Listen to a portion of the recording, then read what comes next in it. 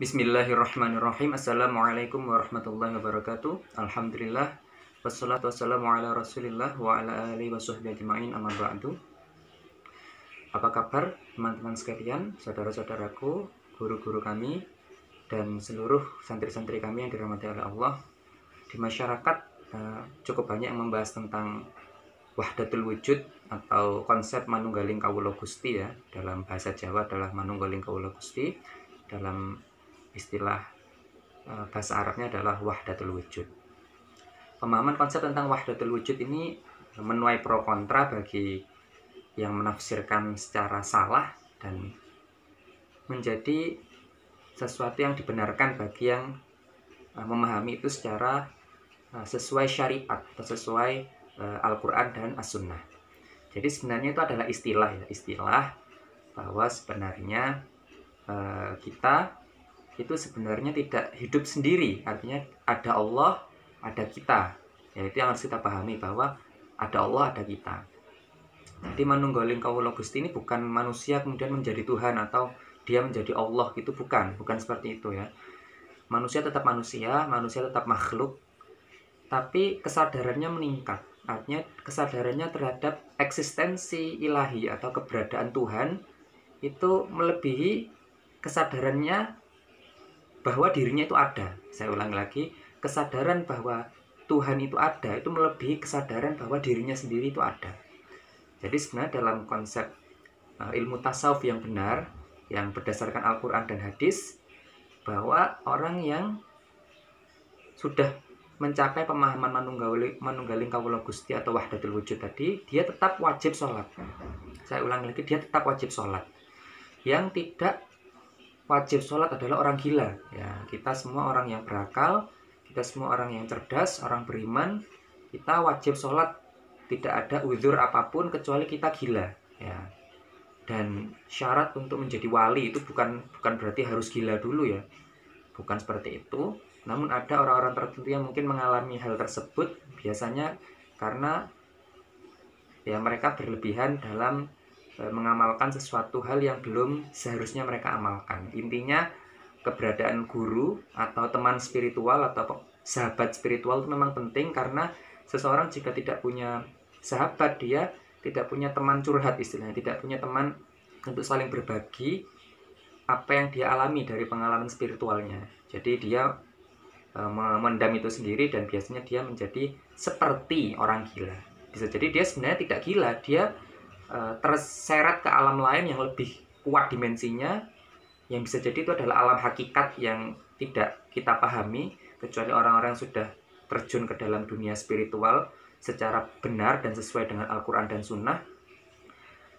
Dan bagi kita yang ingin memahami secara teori, itu sebenarnya ada 3 teori yang sebenarnya sama, bukan hanya mirip, tapi sebenarnya sama.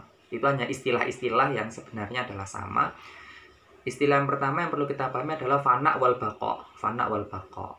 Itu yang pertama, itu sama saja sebenarnya dengan konsep yang nomor 2. Yang kedua adalah wahdatus syuhud, ya, wahdatus syuhud.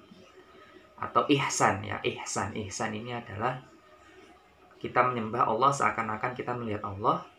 Jika kita tidak mampu, maka kita harus menyadari bahwa Allah melihat kita. Itu yang kedua. Yang pertama fana wal baqa, yang kedua adalah wahdatus syuhud, yang ketiga adalah konsep ma'iyatullah, ya, ma'iyatullah atau sifat kebersamaan Allah, bahwa Allah itu membersamai segala sesuatu, yakni ahata bi kulli syai'in ilma. Ahata bi kulli syai'in ilma. Jadi Allah itu meliputi segala sesuatu ilmunya.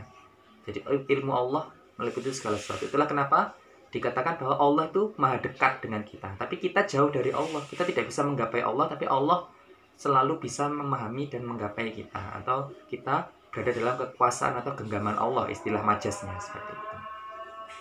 Ya, sudah azan, kita break sebentar. Baik, kita lanjutkan secara singkat bahwa intinya konsep-konsep tersebut hanyalah istilah, ya, istilah untuk mengekspresikan dzauq atau perasaan atau luapan emosional spiritual yang muncul ketika dia mengalami proses taroki atau jadzbah seperti itu. Itu hanya istilah-istilah yang sebenarnya tidak layak diungkapkan dengan kata-kata, namun bagi kita yang mengkaji secara ilmu perlu bagi kita memahami bahwa itu sebenarnya hanyalah istilah yang berasal dari 3 konsep yang berputar di tiga ayat. Yang pertama adalah fana wal baqa, itu di surat Ar-Rahman ayat 26 dan 27. Kullu man 'alaiha fan wa yabqa wajhu rabbika dzul jalali wal ikram. Seseorang jika sudah merealisasikan ayat ini, Ar-Rahman ayat 26 27 ini, dia akan menyadari kesadaran yang lebih tinggi ya. Itulah kesadaran yang kita sebut dengan fana wal baqa. Itu bisa kita kaji dari para ulama tafsir. Silahkan mendatangi mereka-mereka yang memang pakar tafsir untuk menafsirkan ayat tersebut sehingga pemahaman kita tidak salah. Jadi manunggaling kawula Gusti yang salah itu adalah yang meninggalkan sholat, meninggalkan syariat. Dan manunggaling kawula Gusti yang benar itu adalah yang semakin membuat dia khusyuk, tawadhu, dan rendah hati pada siapapun. Karena siapapun itu adalah makhluk Allah dan dia menghormati Allah sehingga menghormati seluruh makhluk Allah. Itu konsep yang benar. Kemudian ayat yang kedua yaitu konsep atau wahdatus syuhud atau ihsan.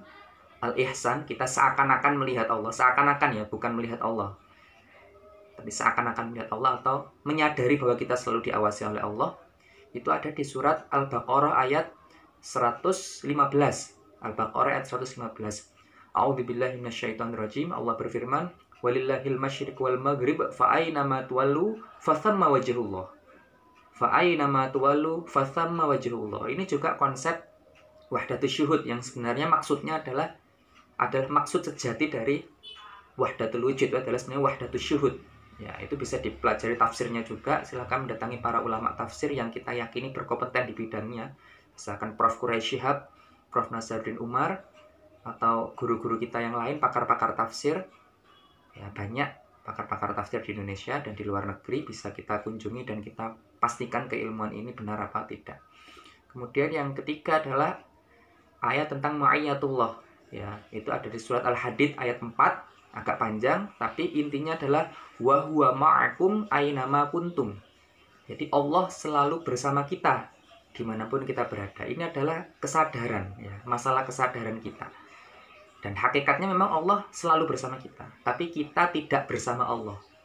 Kita itu bukan ma'allah, tapi billah. Kita ini billah, la haula wala quwata illa billah. Sebagaimana doa Rasulullah SAW, ana bika wa ilaik, ana bika wa ilaik. Jadi kita itu billah, bukan ma'allah. Ya, paham? Jadi Allah ma'ana, bukan nahnu ma'allah. Ya, salah kalau nahnu ma'allah. Karena tidak ada yang membersamai Allah, tapi Allah membersamai segala sesuatu dan meliputi segala sesuatu secara pengetahuannya yang maha luas dan maha mengetahui. Jadi tidak ada satupun yang dapat menjangkau Allah kecuali dirinya sendiri. Tapi Allah bisa menjangkau siapapun melalui ilmunya yang maha luas dan maha tinggi. Jadi seperti itu. Jadi Allah itu dekat tapi jauh, sekaligus jauh tapi dekat. Dan kita tidak bisa mensifati Allah kecuali apa yang telah Allah sifatkan bagi dirinya sendiri. Bagi yang ingin mempelajari lebih lanjut, silakan mencari guru yang paham di bidang tafsir yang sahih, yang memang benar-benar pakar di bidangnya. Dan boleh juga melihat video kami sebelumnya yang membahas tentang mengenal zat Allah.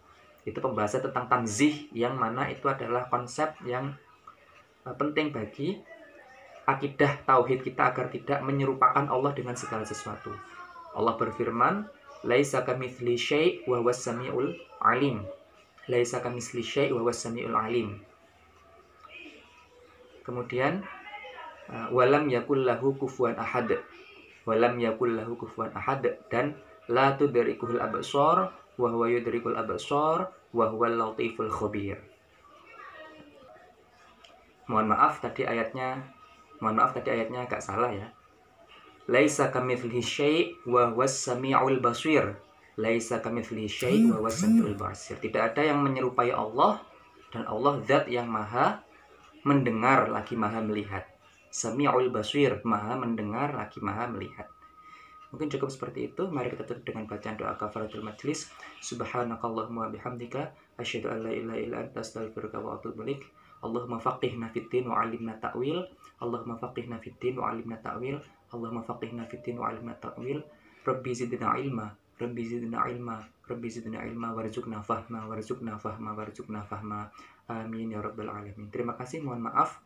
Jangan lupa like, subscribe, dan beri komentar yang positif dan sopan agar kita bisa saling berbagi dan saling mengingatkan satu sama lain. Terima kasih.